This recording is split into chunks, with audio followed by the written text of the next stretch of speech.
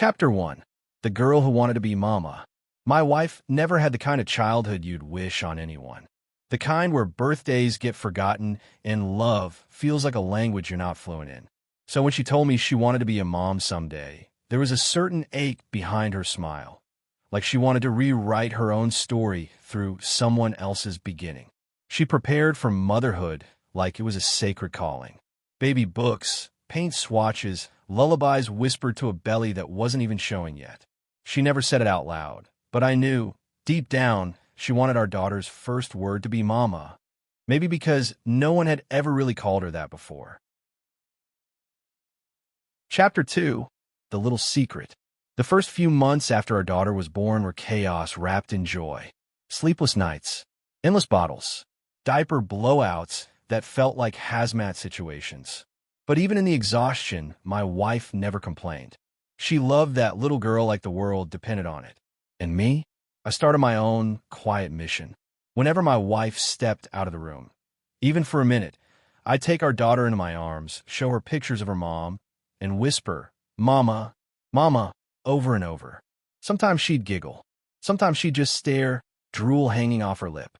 But I kept doing it, every single day, because I wanted that moment for my wife, the one she'd dreamed about without ever saying it.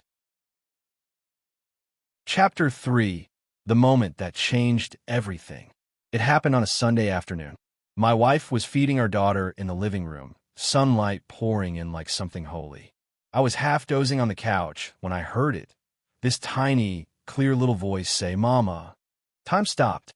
My wife froze, spuma dare. Then she looked at me, wide-eyed, trembling, like she'd just been handed the universe. Did she just? Yeah, I whispered. She did. And then she started to cry. The good kind of tears, the kind that wash away years of hurt you didn't even realize you were still carrying. I swear, in that moment, I saw her heal right in front of me. Chapter 4. Worth Every Whisper. That night, after our daughter was asleep, my wife sat next to me on the couch, still glowing from the moment. She said, "I don't know how we got so lucky." I didn't say anything, just smiled, because some secrets are too good to ruin with words. She had no idea how many times I'd whispered her name to that little girl, how many tiny moments built up to that one perfect sound. But it didn't matter. She got what she deserved, that memory, that joy, that word that finally belonged to her. Chapter 5. The Confession.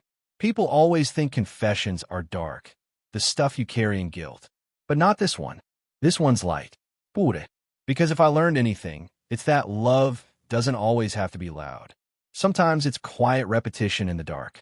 Sometimes it's whispering someone's name to the next generation, just so they can feel what love sounds like when it's finally spoken back. I'd do it all again. Every whispered mama, every secret practice session, just to see her face in that moment again. It was completely, utterly worth it.